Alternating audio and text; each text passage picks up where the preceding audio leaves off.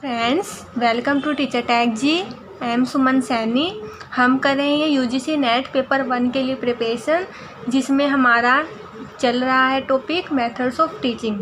Okay, तो आज हम मेथड डिस्कस करेंगे, brainstorming, panel discussion, project method, simulation, role playing. ये सब मेथड है जो आज हम डिस्कस करेंगे। तो पहले डिस्कस करते हैं ब्रेनस्टॉर्मिंग। ब्रेनस्टॉर्मिंग का मतलब क्या होता है? स्टॉर्म इन ब्रेन, मतलब ब्रेन में तूफान। किसका तूफान? आइडियाज़ का। ठीक है, मतलब एक साथ बहुत सारे आइडियाज़ ब्रेन में आ जाते हैं। तो ये आइडियाज़ एक साथ ब्रेन में कैसे आएंगे? जब बहुत से लोग हमें एक साथ अलग अलग आइडियाज़ बताते हैं। ओके, वही होता है ब्रेनस्टॉर्मिंग। जैसे brainstorming is a creative group, ये एक क्रिएटिव ग्रुप होता है, group work in which the group members produce a large number of ideas quickly on a given topic or problem। यहाँ पे एक ग्रुप बनाया जाता है, क्रिएटिव ग्रुप वर्क होता है ये, जिसमें जो ग्रुप मेंबर्स होते हैं प्रोड्यूस करते हैं, बताते हैं लार्ज नंबर ऑफ आइडियाज़ बताते हैं। जो भी कोई टॉपिक होती है, कोई प्रॉब्लम होती है, उसके ऊपर सभी अपने अपने जो भी आइडियाज़ है वो इसमें बताते हैं। Okay, all the ideas are noted, सभी आइडियाज़ है वो नोट किए जाते हैं, नोटेड डाउन विदाउट क्रिटिसिज्म। मतलब इसमें कोई क्रिटिसिज्म का मतलब होता है आलोचना, मतलब कोई मतलब इसमें कमी निकाले वगैरह ही सभी जितने भी जो भी आइडियाज़ होते हैं, सही गलत सभी एक बार नोट डाउन जो है वो कर लिए जाते हैं। ठीक है, and after the brainstorming session, और जब ब्रेनस्टॉर्मिंग सेशन पूरा हो जाता है, द आइडियाज़ आर इवेल्यूएटेड, फिर उसके बाद सभी आइडियाज़ को इवेल्यूएट किया जाता है, सभी आइडियाज़ को जांचा परखा जाता है। ठीक है, उसके बाद क्या होता है? Several rounds of brainstorming are conducted, जो इस ब्रेनस्टॉर्मिंग के काफ़ी राउंड है वो कंडक्ट किए जाते हैं, till all the ideas are exhausted, जब तक सभी आइडियाज़ का एक मतलब एक निचोड़ नहीं निकल जाता, एक जो बेस्ट आइडिया है उसका एक बेस्ट सॉल्यूशन है हमें तब तक नहीं मिल जाता, जब तक काफ़ी राउंड्स है उसके ब्रेनस्टॉर्मिंग के कंडक्ट किए जाते हैं। Participants are then asked to evaluate all the ideas and list the best one, और में जो बेस्ट आइडियाज़ होते हैं उनकी क्या लिस्ट बना ली जाती है। ये हो जाता है ब्रेनस्टॉर्मिंग। कोई प्रॉब्लम होती है, कोई भी मतलब टॉपिक होता है, उसके ऊपर हमें कोई आइडिया चाहिए होते हैं, कोई सोल्यूशन चाहिए होता है, तो उसके ऊपर क्या है, एक ग्रुप बनाया जाता है सभी मेंबर्स का, और उन सबको अपने अपने आइडियाज़ देने के लिए कहा जाता है। सभी के माइंड में जितने भी जो भी आइडियाज़ आते हैं वो सभी अपने अपने आइडियाज़ देते हैं, उन सबको नोट डाउन कर लिया जाता है, और इसके कई सेशन चलते हैं जब तक एक बेस्ट आइडिया उसके लिए हमें नहीं मिल जाता। ठीक है, वो क्या होता है? ब्रेनस्टॉर्मिंग। ओके, नेक्स्ट टॉपिक है नेक्स्ट मेथड है, नेक्स्ट है अपना पैनल डिस्कशन। पैनल डिस्कशन क्या होता है?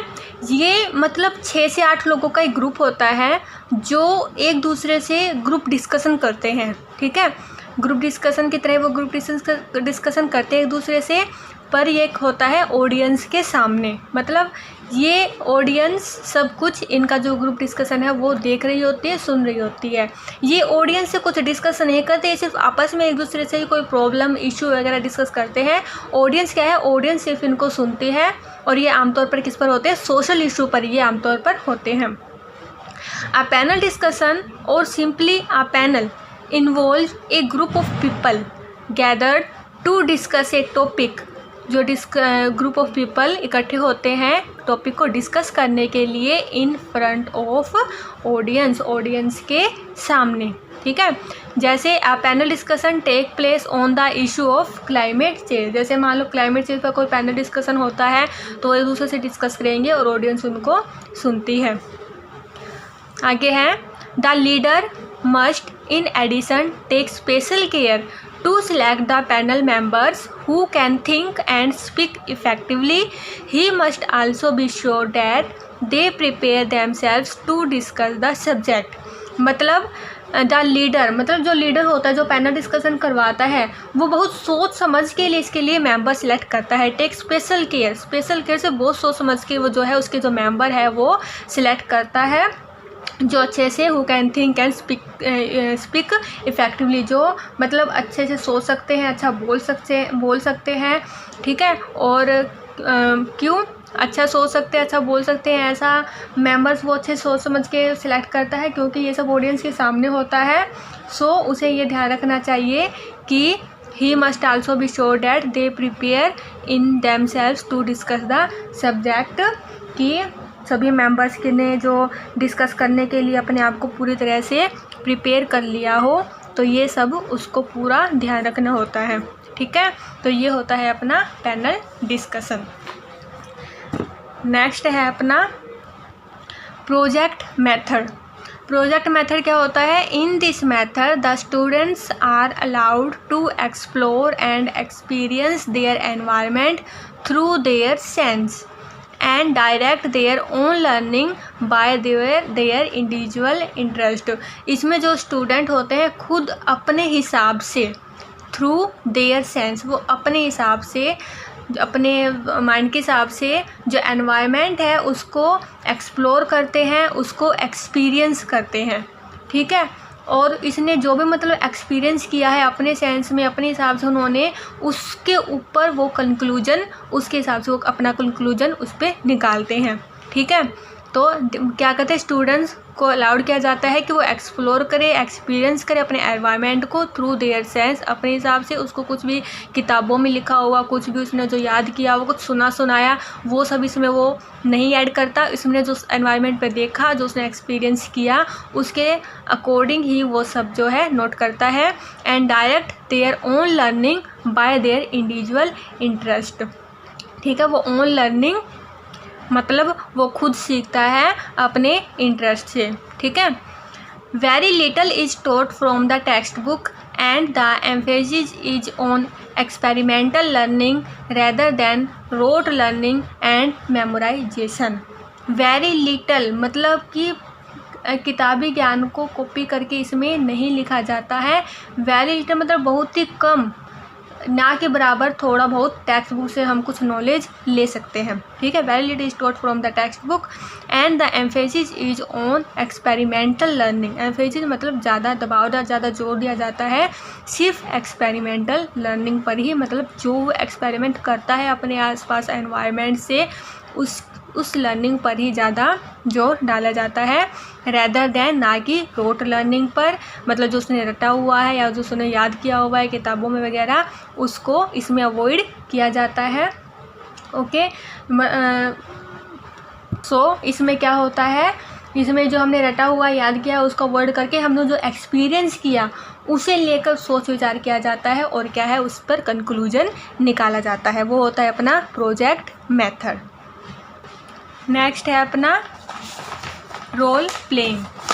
रोल प्लेइंग में क्या होता है, रोल प्लेइंग में जो स्टूडेंट से रोल प्ले करवाया जाता है, मतलब इसमें कोई सिचुएशन दी जाती है स्टूडेंट को, जैसे कोई डॉक्टर, कोई इंजीनियर या कोई टीचर का रोल प्ले करने के लिए स्टूडेंट को कहा जाता है और एक सिचुएशन उन्हें दी जाती है कि यहाँ पर ये सिचुएशन आपके सामने आती है और इस सिचुएशन को आप कैसे हैंडल करोगे, और उस पर स्टूडेंट जो है एक ड्रामेटिक रोल टीचर को करके दिखाता है, ठीक है।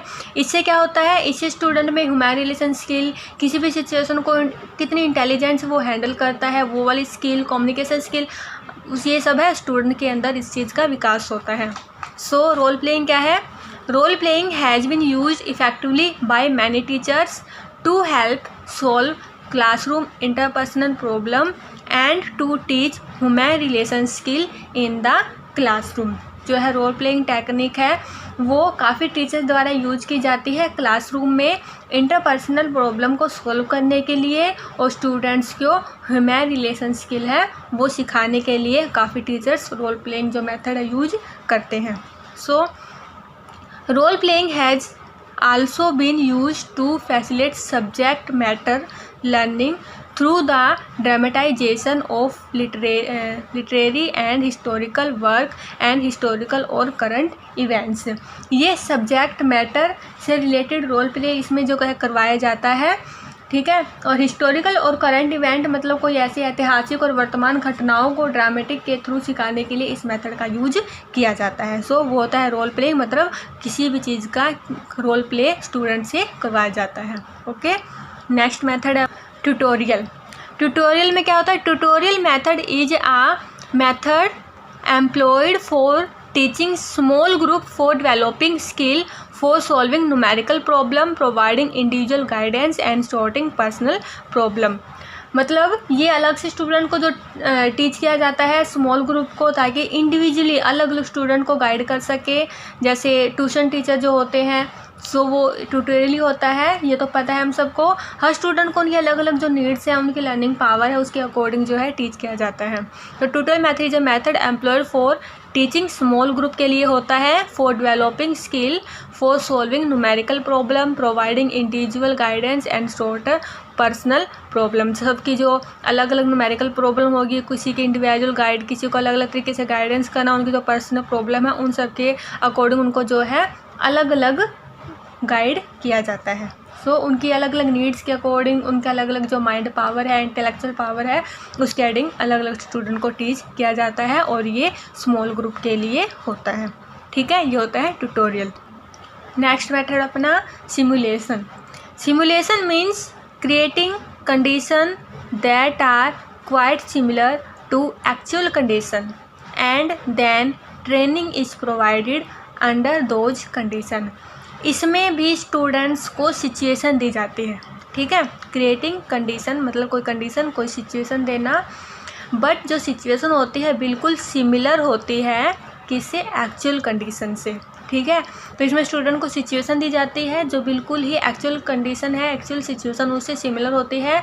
मतलब इसमें मतलब कोई ड्रामेटिक रोल नहीं होता, एक्चुअल कंडीशन उनको दी जाती है, और and then training is provided under those condition, और ट्रेनिंग है वो भी प्रोवाइड करवाई जाती है। ठीक है, उस कंडीशन रिलेटेड उनको ट्रेनिंग भी प्रोवाइड किया जाती है। Example the training of pilot, जैसे पायलट की ट्रेनिंग दी जाती है, तो उसमें क्या होगा, बिल्कुल जो एक्चुअल सिचुएशन जो पायलट के सामने आ सकती है वो सिचुएशन उनको दी जाएगी, और इससे रिलेटेड पहले वो ट्रेन भी उनको किया जाएगा। जैसे एस्ट्रोनॉट्स की ट्रेनिंग दी जाएगी, takes place in condition that are quite similar to actual flight condition. जैसे पायलट है तो उसको एक्चुअल फ्लाइट कंडीशन में जो भी सिचुएशन आती है वो कंडीशन जो उनको दी जाती है। ठीक है, और उनको ट्रेन भी फिर किया जाता है कि कैसे वो इस सिचुएशन को हैंडल कर सकते हैं। ये ट्रेनिंग पर्पज़ के लिए यूज होती है। सो सिमुलेशन से आप याद रखिए similar to actual condition. Simulation similar to actual condition, बिल्कुल एक्चुअल कंडीशन के जैसी सिचुएशन उनमें दी जाती है। ठीक है, और लास्ट मेथड अपना demonstration method. This method is based on the principle of learning by doing, मतलब कुछ करके सिखाना, and learning from concrete to abstract. तो ये है लर्निंग बाय डूइंग प्रिंसिपल पर ये बेस है, मतलब इसमें जो है टीचर है खुद करके दिखाता है कि ये ऐसे करना है। ठीक है, लर्निंग बाय डूइंग करके इसमें टीचर दिखाता है। And learning from concrete to abstract, concrete का मतलब होता है जो रियल में है, एक्चुअल में जो है। ठीक है, रियल जो होता है, और एब्स्ट्रैक्ट का मतलब होता है सिर्फ कल्पना मात्र, या मतलब सिर्फ जो बुक में लिखा हुआ है, सिर्फ हमने देखा नहीं है, बस सुना है, सिर्फ कल्पना मात्र। ठीक है, तो उन चीज़ों को रियल में स्टूडेंट्स को सिखाया जाता है। सो ये क्या होता है, एब्स्ट्रैक्ट से कॉन्क्रीट इसमें करवाया जाता है। ठीक है, जैसे कोई मशीन ठीक करनी है तो कैसे करनी है, वह सब खुद जो टीचर है वो ठीक करके दिखाता है। स्टूडेंट उसको जाके क्या है बिल्कुल लाइव देखकर सीखते हैं, वो होता है डेमो, मतलब डेमो दिया जाता है, डेमोन्स्ट्रेशन मेथड। तो ये थे हमारे कुछ इंपॉर्टेंट मेथड ऑफ टीचिंग जो बहुत इंपॉर्टेंट है यूजीसी नेट पेपर 1 के लिए। इससे रिलेटेड हर बार कोई ना कोई क्वेश्चन एक ज़रूर बनता है। सो अगर आपको वीडियो अच्छी लगे तो प्लीज़ लाइक कीजिए, सब्सक्राइब कीजिए एंड बेल आइकन प्रेस कीजिए ताकि मेरी हर वीडियो की नोटिफिकेशन आपको मिलती रहे। Okay friends, good bye.